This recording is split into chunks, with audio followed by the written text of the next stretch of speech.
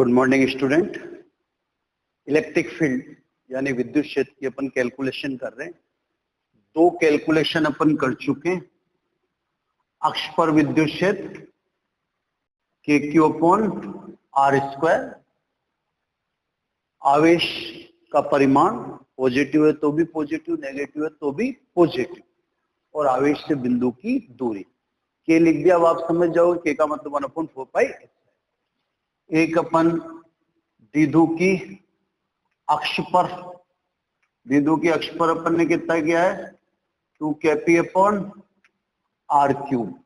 अगर vector form लिखे अपन तो ये है, और अगर वेक्टर फॉर्म नहीं लिखे, सिंपल लिखे तो द्विध्रुव की अक्ष पर विद्युत क्षेत्र की तीव्रता का मान कितना है, इतना है। ठीक है ना।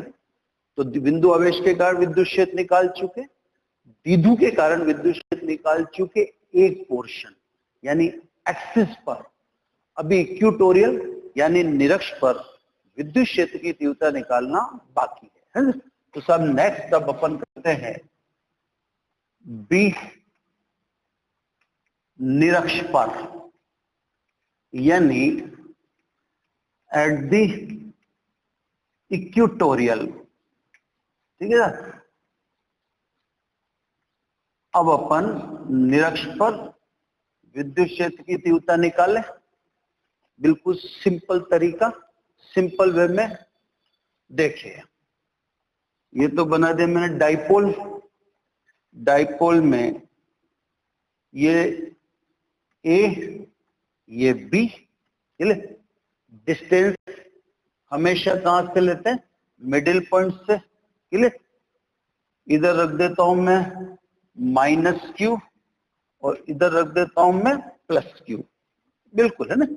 ये एक्सिस जिधर जो डाइपोल मोमेंटम यानी द्विध्रुव आघूर्ण की दिशा है, जो माइनस से प्लस की ओर आवेशों को मिलाने वाली रेखा की दिशा। क्लियर। ये डिस्टेंस से अपन ने अज्यूम कितनी कर रखी है, ए, तो एक सिरे से ए अज्यूम कर रखी है, तो दोनों के बीच की टोटल डिस्टेंस हो जाती है 2a। अब इक्वेटोरियल निरक्ष किसे कहते हैं साहब, अक्ष के लंबवत व मध्य बिंदु से गुजरने वाली रेखा। तो ये सारी निरक्ष है ना। तो ये अक्ष के तो लंबवत, ये तो एक्सिस है आपकी, है ना। इसके परपेंडिकुलर और 90 डिग्री, ये देख लो सर 90 डिग्री पर दिख गया आपको, है ना। यहां पर ये अपन ने ऑब्जर्वेशन पॉइंट ले लिया P, जहां पर अपने को डाइपोल के कारण इलेक्ट्रिक फील्ड यानी विद्युत क्षेत्र की तीव्रता की गणना करनी। सीधा सीधा मोटिव है ना। किस किस के कारण इलेक्ट्रिक फील्ड, तो -q के कारण और +q के कारण। दोनों को क्या मान लेंगे, पॉइंट चार्ज यानी बिंदु आवेश। बिंदु आवेश में आवेश का चिन्ह नहीं चाहिए, तो इसका मतलब दोनों समान आवेश है जिनके कारण अपने को बिंदु P पर विद्युत क्षेत्र की गणना करनी है ना। एक के कारण अपन ने विद्युत क्षेत्र की तीव्रता मानी है EA, तो ये सब एक के कारण विद्युत क्षेत्र माना है EA, और B के कारण अपन ने माना था EB। तो दिशा देखने के लिए आपसे क्या कह रखा है कि बिंदु P पर या तो Q0 रखना या +1 रखना, ये आपको रखना ही पड़ेगा, इसके बिना डायरेक्शन फाइंड आउट नहीं होती है। तो हमें जब भी इलेक्ट्रिक फील्ड इंटेंसिटी यानी विद्युत क्षेत्र की तीव्रता ऑब्जर्वेशन पॉइंट पर देखनी हो, तो उस पॉइंट पर +1 रखें या Q0 रखें। ये न्यूमेरिकल में भी आपको ध्यान रखना है ना साहब। उससे, क्योंकि वेक्टर क्वांटिटी है, जब सदिश राशि है तो दिशा की जरूरत पड़ेगी ही। ठीक है। तो सब अब अपन ने ए के कारण विद्युत क्षेत्र की तीव्रता क्या मान रखी थी, अक्ष में EA, और बी के कारण EB। ये ध्यान रखना, टॉपिक दो थोड़ी है। अपन तो द्विध्रुव के कारण विद्युत क्षेत्र की तीव्रता निकाल दें, हमें दिशा बतानी थी, तो हमने इस टॉपिक के कितने टुकड़े कर लिए, 2 टुकड़े कर लिए, है ना। तो अब वो का वही फेनोमिना रहेगा, देखो वही डायरेक्शन, वही A to Z वही रहेगा। मतलब अब आप डिनाई नहीं कर सकते कि नहीं साहब चेंज कर लें। टॉपिक एक है, उसके पार्ट कितने हैं? 2। तो सब माइनस प्लस को क्या करेगा? अट्रैक्ट करेगा। जिधर बल की दिशा उधर ही किसकी दिशा होती है? विद्युत क्षेत्र की दिशा। तो एक के कारण विद्युत क्षेत्र, ये माइनस प्लस को अट्रैक्ट करेगा, जिधर बल की दिशा उधर ही विद्युत क्षेत्र की दिशा। बी पर क्या है? पॉजिटिव। पॉजिटिव पॉजिटिव को क्या करेगा? रिपल करेगा, प्रतिकर्षित करेगा। कूलाम के अनुसार बल कहाँ होता है? आवेशों को मिलाने वाली रेखा की दिशा में। तो बल की दिशा आवेशों को मिलाने वाली रेखा की दिशा में, कूलाम के अनुसार। और जिधर बल होगा विद्युत क्षेत्र भी उसी दिशा में होगा। तो सब अपन ने द्विध्रुव बनाया। ये नीचे की लाइन तो मिटा दे, है ना, इसका कोई पर्पज नहीं, अपना अपन ने उधर ले लिया पॉइंट, है ना। तो सब ये सब अपन ने व्यवस्था कर ली। ये पीके ऑलरेडी द्विध्रुव की डायरेक्शन है जो अक्ष की दिशा में होती है। अपने को बिंदु पी पर विद्युत क्षेत्र की तीव्रता निकालनी है ना। अब देखते हैं बेस ए, और अपन ने ऑब्जर्वेशन पॉइंट कहां पे लिया? निरक्ष पर। दूरी कहां से लेते हैं? मिडिल पॉइंट से। कितनी दूरी ले ली मैंने? आर ले ली। तो आधार ए, लंब आर, तो कर्ण कितना हुआ? R square plus A square. उधर भी देखो, ए बेस परपेंडिकुलर कितना? आर, तो हाइपोटेनियस कितना हुआ? R square plus A square. अब सब आ जाइए। तो हमने क्या करा कि फॉर्मूला अवेलेबल होने के कारण एक को यानी माइनस क्यू को बिंदु आवेश मान लिया, प्लस क्यू को भी बिंदु आवेश मान लिया, है ना। बिंदु आवेश के कारण विद्युत क्षेत्र की तीव्रता का फॉर्मूला हमारे पास है ही सही, है ना।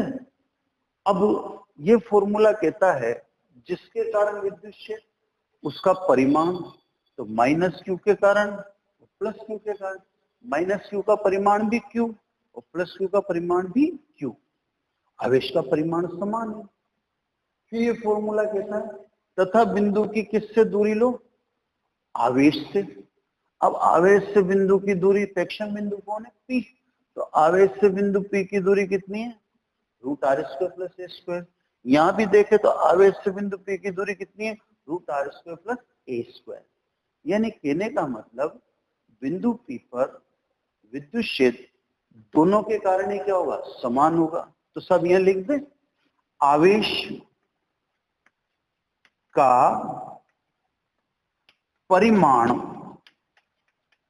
तथा बिंदु पी की दूरी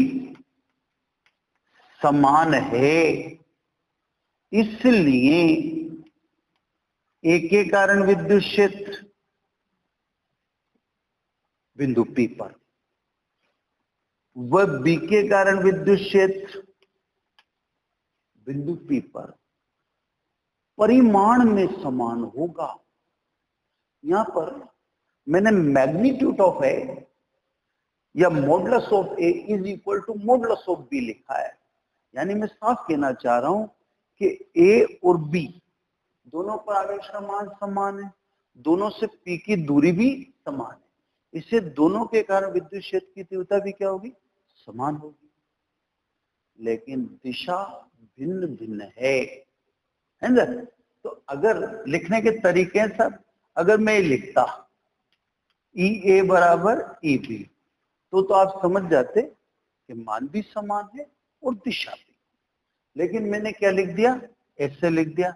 तो अब आप क्या समझेंगे कि केवल मान ही समान है, दिशा नहीं। तो वो तो आपको दिख भी रही है, ई ए किस दिशा में है, तो दिशा देखने के लिए आप पी पे +1 रख ही देते हो, तो माइनस प्लस को आकर्षित करेगा, जिधर बल की दिशा उधर ही विद्युत क्षेत्र की दिशा। यहाँ देखो प्लस प्लस को प्रतिकर्षित करेगा, कूलाम के अनुसार प्रतिकर्षण और आकर्षण बल की दिशा आवेशों को मिलाने वाली रेखा की दिशा में होती है। तो ये देखो, है ना, जिधर बल उधर विद्युत क्षेत्र, दोनों की दिशा एक नहीं है ना। तो सब के माइनस क्यू या प्लस क्यू का परिमाण क्यू ही आएगा, तथा आवेश से बिंदु की दूरी ये वाली लो चाहे ये वाली लो, कितनी आएगी, root R square plus A square का होल स्क्वायर, दूरी का वर्ग, यानी ई ए बराबर E B is equal to K Q upon R square plus A square. ठीक है ना, ये आपने निकाल दिया सब ए और बी के कारण विद्युत क्षेत्र की तीव्रता। अक्ष में भी आपने ए के कारण भी निकाली थी, बी के कारण भी निकाली थी, जैसे ई और ई बी वहां भी कहा था अपन ने, यहां भी वही कहना पड़ेगा। बस फर्क इतना सा है बच्चों कि वहां ई ए और ई बी अलग अलग निकाला था, क्योंकि डिस्टेंस ए से पी की अलग थी और बी से पी की अलग थी। यहां पर अभी परिणाम ही थोड़ी निकला है, रिजल्ट थोड़ी निकला है। यहां अभी आपने ए के कारण और बी के कारण पी पर विद्युत क्षेत्र निकाल लिया, अभी द्विध्रुव के कारण विद्युत क्षेत्र नहीं निकला है। बस ये है कि दोनों समान थे तो ये दोनों एक लाइन में निकल गए, जबकि अक्ष वाले केस में दोनों डिफरेंट थे तो दोनों को अलग अलग निकालना पड़ा। तो सब अभी परिणाम ही निकालना बाकी है, द्विध्रुव के कारण निकालना बाकी है। अब परिणामी सदिश में कैसे निकालते हैं सब, एक सदिश का वर्ग प्लस दूसरे सदिश का वर्ग, दोनों का गुणा और कोस थीटा, ये आपने 11th में पढ़ा है। तो मेरे को भी परिणामी निकालना है। एक सदिश तो कौन है मेरे पास, ई ए, दूसरा सदिश कौन है मेरे पास, ई बी, और दोनों का गुणा भी कर दूंगा, लेकिन मेरे पास दोनों के बीच कोण नहीं है, तो परिणामी तब तक नहीं निकल पाएगा जब तक हमें ई ए और ई बी के बीच का कोण पता नहीं हो। तो सबसे पहले हम क्या करेंगे कि हमें द्विध्रुव के कारण परिणामी विद्युत क्षेत्र की कैलकुलेशन करनी है, इसलिए हम पहले ई ए और ई बी के बीच का कोण निकालेंगे और फिर परिणामी इस फॉर्मूले से निकाल लेंगे। अलग अलग यानी ए के कारण और बी के कारण तो हमने निकाल ले लिया, क्लियर है ना। अब आप देखो ये दोनों सदिश समान है। आपको 11th में ये समझाया गया है कि जब दो सदिश राशि समान परिमाण की हो तो परिणामी क्या होता है, उनके बीचों बीच अर्धक पर, ये दोनों वेक्टर क्वांटिटी दोनों की वैल्यू समान है, तो इनका रिजल्टेंट की डायरेक्शन यानी इनके परिणामी की दिशा कहाँ होगी, बीचों बीच। जैसे मान लें मैं आपको कहता हूं कि साहब ये दो वेक्टर हैं एफ एंड एफ, इनके बीच का एंगल है 140 डिग्री, ऐसे 120 डिग्री है ना, ये इनके बीच का एंगल है। तो बताओ परिणामी बल कहां होगा, बीचों बीच कितनी डिग्री पर, 60 डिग्री पर, क्लियर। अब यहां आइए, ई और ई बी दोनों क्या है, बराबर है। ई ए और ई बी दोनों सदिश यानी वेक्टर क्वांटिटी बराबर हैं, तो परिणामी यानी रिजल्टेंट कहां होगा, बीचों बीच यानी अर्धक पर, है ना। तो ये परिणामी की आ गया सब। परिणामी किसके विपरीत है, पी इधर है, परिणामी किधर है, इधर। तो परिणामी की दिशा क्या है अपने पास, माइनस पी कैप। तो सब परिणामी की दिशा पहले ही आ गई, मैं लिखो दिशा पास में लिख देता हूं ना, ये परिणामी की दिशा पहले ही आ गई, क्या आई, पी के। तो सब यहाँ पर दिशा निकालने में कोई मेहनत ही नहीं करनी पड़ी, वहां भी खैर वहां तो रिजल्ट के साथ ही आ गई थी, है ना। यहाँ तो ऐसे ही पता पड़ गया ई ए और ई बी यानी जब दो सदिश राशि परिमाण में समान हो तो उनका परिणामी सदैव अर्धक यानी बीचों बीच होता है। तो ई और ई बी दोनों के बीच में मैंने परिणामी यानी अर्धक पर आएगा, जैसा ही होता है। तो यहाँ दिशा पहले से आएगी, तो ये पी के पे, तो इसको क्या लिखूं, माइनस पी के। ये डायरेक्शन मैंने पहले से लिखी। अब ध्यान से देखो बेटा, ये और ये भुजा बराबर है, ये और ये भुजा भी बराबर है, ये भी ट्रायंगल है, ये भी ट्रायंगल। अगर ये को एंगल थीटा है तो ये भी कितना होगा, डेफिनेटली थीटा ही होगा, है ना, क्योंकि त्रिभुज की ये ट्रायंगल की ये भुजा इधर भी बराबर है और ये भुजा इधर भी बराबर है ना। अब ध्यान से, ये थीटा तो ये संगत कोण है, तो ये भी कितना होगा, थीटा। ये थीटा तो ये एकांतर कोण है, तो ये भी कितना होगा, थीटा। दोबारा ये थीटा तो ये संगत है, ये भी थीटा होगा। लेकिन ये थीटा तो ये भी, ये एकांतर है, ये भी थीटा होगा। इसका मतलब ये और ई बी के बीच कोण थीटा और थीटा कितना हुआ, 2 थीटा। तो अब हमें ए और ई बी के बीच कोण का पता चल गया, कितना है, 2 थीटा। तो सब ये तो एक के कारण, ये बी के कारण, अब द्विध्रुव के कारण, है ना। तो अतः द्विध्रुव के कारण विद्युत क्षेत्र, है ना। तो ये द्विध्रुव के कारण नहीं था। अब परिणामी जो निकलेगा वो किसके कारण निकलेगा, द्विध्रुव के कारण।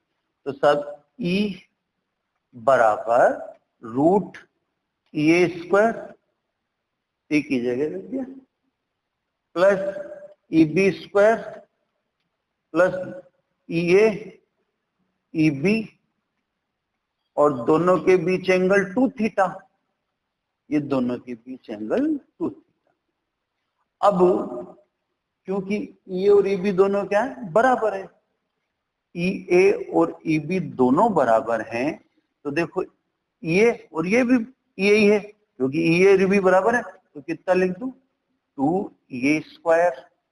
क्लियर। तो ये दोनों जोड़ दिए मैंने क्योंकि इक्वल थे, प्लस 2। अब ई और ई बी दोनों बराबर हैं, तो बराबर है तो इसको क्या लिखते हैं, 2 ए का स्क्वायर। क्लियर। कोस 2 थीटा, कोस 2 थीटा का ट्रिग्नोमेट्री में फॉर्मूला क्या है, 2 कोस स्क्वायर थीटा माइनस 1।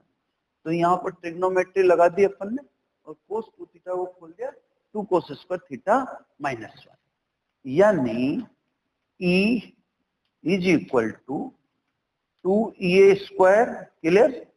इसको मल्टीप्लाई कर दें अंदर, तो ये 4 square and cos square theta -1 से भी इसको मल्टीप्लाई करें, -2 स्क्वायर, है ना। दोबारा देख ले, ई और ई भी दोनों बराबर है, ये आप इक्वेशन 1 में देख ही रहे। तो मैंने यहाँ भी ई रख दिया, तो ई स्क्वायर 2 स्क्वायर हो गया, यहाँ भी ई रख दिया, तो ये 2 स्क्वायर कोस 2 थीटा को ट्रिग्नोमेट्री से खोल दिया। ये देखिए जी कैंसिल हो जाते हैं, है ना, ये भी 2 स्क्वायर -2 स्क्वायर, यानी E इज इक्वल टू, अब क्या बचा, ये बचा, इसका रूट लो, 4 का रूट 2, ए स्क्वायर का रूट ए, और कोस स्क्वायर थीटा का रूट कोस थीटा। तो सब परिणामी जो विद्युत क्षेत्र आया वो आपके सामने लिखा हुआ है। परिणामी विद्युत क्षेत्र कितना आया, E बराबर 2 कोस थीटा। अब सर ए का मान तो आपके इक्वेशन 1 से रख दो, आप इक्वेशन 1 में दिख रहा है ना आपको ए की वैल्यू, है ना, तो ए की वैल्यू तो आप रख दो इक्वेशन 1 से, और कोस थीटा की वैल्यू रख दो फिगर से, है ना। तो सब ई ए बाई इक्वेशन 1, है ना, and cos theta by figure. Cos theta आधार यानी बेस अपॉन हाइपोटेनियस, यानी आधार बटा कर्ण। तो आधार कितना है, ए, कर्ण कितना है, R square plus A square का रूट, रूट को कितने पावर में लिखते हैं, 1/2 पावर में लिखते हैं। अब ये दोनों वैल्यू रख देते हैं, इसलिए ई इज इक्वल टू 2, ये बोलो के Q upon R square plus A square, ये लिख दिया 1 से। कोस थीटा बोलो, ऊपर लिखा है A upon R square plus A square की होल पावर 1/2। अब आप देखो, मैंने आपसे क्या कहा था, इसको तो अलग रख देता है ना। मैंने आपसे कहा था कि दीदू का फॉर्मूला पहचान में आ जाएगा, क्योंकि दीदू के फॉर्मूले में क्या होता है, पी डाइपोल मोमेंटम। पी दीदू होने की पहचान है, पी नहीं तो दीदू नहीं, है ना। तो सर अब देखो, के को निकालो तो ये आ गया ना क्यू इंटू 2a, दिख रहा है सर। तो देखो ये निकाल दिया मैंने, ई बराबर, ये के तो अलग निकाल दें, है ना। अब देखो जो बाकी दिख रहा है वो क्या है, क्यू इंटू 2a अपॉन, है ना, 1 पावर और हाफ पावर तो 3/2 होगी, यानी R square plus A square की पावर 3/2। अब क्यू इंटू 2a को तो क्या लिख दिया, पी, है ना, यानी E is equal to K P upon R square plus A square की पावर 3/2। क्लियर। अब सब if A much less than R, वैसे तो आप वास्तविकता है कि ए का मान आर की तुलना में बहुत कम होता ही है।